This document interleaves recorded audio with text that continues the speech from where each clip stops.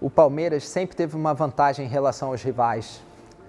O Palmeiras é um clube com um projeto longo, de longo prazo, com um técnico que conhece os seus jogadores, com um técnico que sabe mexer com o grupo e com muita estabilidade, o que os principais rivais não tinham, o Atlético Mineiro, o Flamengo e o próprio Botafogo, que no início nem deveria ser um rival pelo título.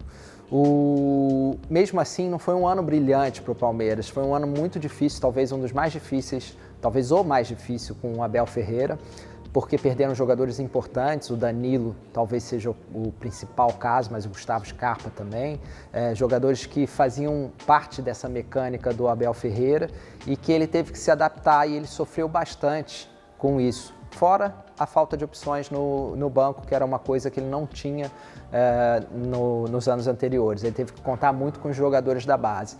E aqui vem o grande cerne dessa questão. Como o Palmeiras reagiu para buscar esse título, que no fim foi inesperado, apesar de todos apostarem no início do campeonato no próprio Palmeiras. Ele contou com a base e ele contou com um jogador especial, o Endrick, que ele demorou até dar oportunidades, ou maiores oportunidades, mais tempos em campo, e o Endrick cresceu muito ao longo da temporada, a ponto de, nessa arrancada final, ser o jogador principal do Palmeiras. Um pouco como foi também o Gabriel Jesus no título antes da chegada do Abel Ferreira com o Filipão.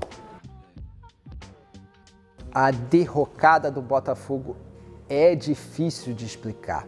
Começa, com certeza, com a decisão de Luiz Castro de deixar o Botafogo, é uma decisão justificável, ele tinha uma proposta irrecusável do mundo árabe, então do futebol árabe, então é de se entender, mas ele estava na liderança, tinha o grupo nas mãos, era um grupo muito coeso, embora não tivesse a força do elenco que tem um Palmeiras, um Flamengo, um Atlético Mineiro, e que vinha muito motivado. Essa motivação continuou ainda com Cláudio Caçapa, conseguiu manter esse embalo, mas começou a ser desfeita com o Bruno Lage. É muito difícil você manter uma estabilidade quando tem uma troca constante de técnicos ao longo da temporada. E eu acho que isso aconteceu com o Botafogo e eles não souberam lidar com isso e com a pressão ao mesmo tempo de ganhar um título que inicialmente seria uma surpresa, seria uma coisa histórica.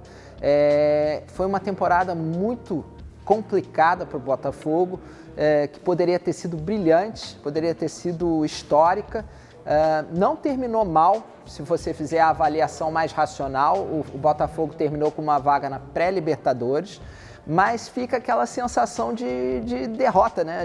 Apesar da boa colocação no Brasileiro, melhor do que eu esperava e que a maioria das pessoas esperavam no início do campeonato, fica uma sensação de derrota pela forma como eles entregaram. Foi o time que teve mais vantagem na liderança, chegou a ter na 28ª rodada, ou isso, na reta final ainda tinha uma liderança com 14 pontos para o Palmeiras. É muita coisa para você perder em 10 rodadas, é muito ponto para perder. Eles tiveram vários jogos em que eles caíram completamente, mentalmente, psicologicamente. Acho que a pressão afetou muito o Botafogo e o lado psicológico pesou muito, muito, muito para o Botafogo.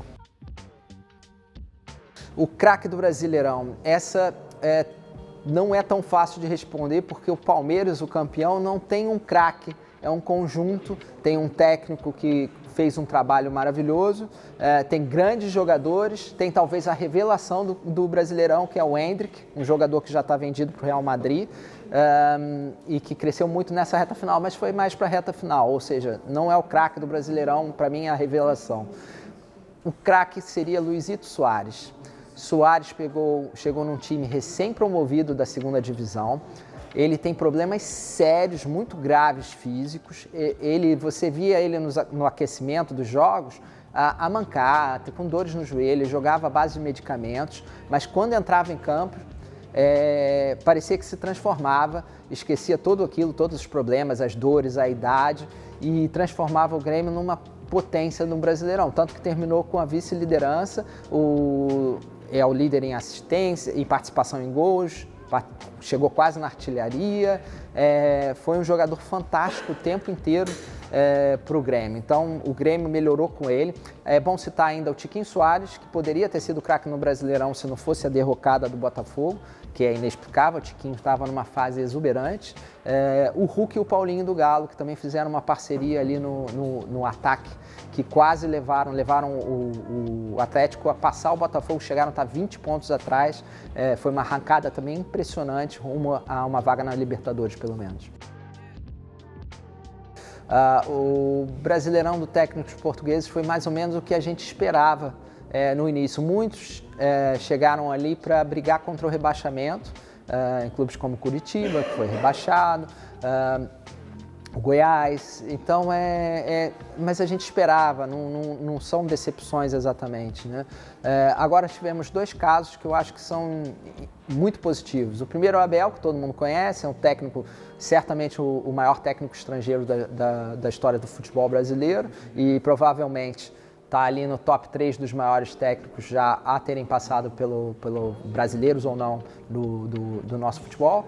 E o Pedro Caixinha, que esse sim é uma surpresa, porque o trabalho dele até o início do Brasileiro era mediano, ele tinha lá boas coisas, mas parecia que o projeto do Red Bull Bragantino não caminhava para onde se esperava. Era um projeto ainda assim um pouco sem identidade ou em busca de identidade. E ele conseguiu, durante o Brasileirão, transformar esse Red Bull Bragantino até em um candidato ao título, que era completamente inesperado, completamente inesperado. Não era o campeonato do Bragantino disputar com o Palmeiras, com o Flamengo, com o Atlético.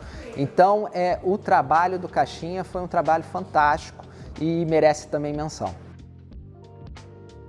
O Santos flerta com rebaixamento há muitos anos, não só no nacional, até mais no estadual, no futebol paulista. Ele teve campanhas piores no Campeonato Paulista do que no Brasileirão. Então já era uma surpresa a forma como eles conseguiam reagir durante a temporada, de um time que quase rebaixado no estado para um time que conseguia se afastar ali da zona do rebaixamento com alguma calma. Mas o Santos é um time que tem problemas financeiros, tem problemas políticos e que não consegue montar elencos fortes. Não dá para contar sempre com a base. A base continua gerando bons jogadores para o Santos, inclusive o Marcos Leonardo, que é um nome muito forte, que vai vir para a Europa com certeza, provavelmente para a Itália, mas fala-se até em Portugal. É um craque, é um atacante de altíssimo nível, mas que não impediu a queda do Santos. Tem 20 anos, é impossível você pedir para um jogador nessa idade para ter esse impacto, ele quase teve, né? Então é isso, não dá para contar sempre apenas com garotos, e preciso estabilidade, é preciso ter um elenco forte, pelo menos o suficiente para não passar o aperto que eles passaram. Então basicamente é isso. O Santos, infelizmente, é uma queda anunciada há muito tempo e que eles não conseguiram, tiveram várias vezes segunda chance para se manter entre os clubes que nunca caíram no Brasil, que são poucos, e dessa vez foi.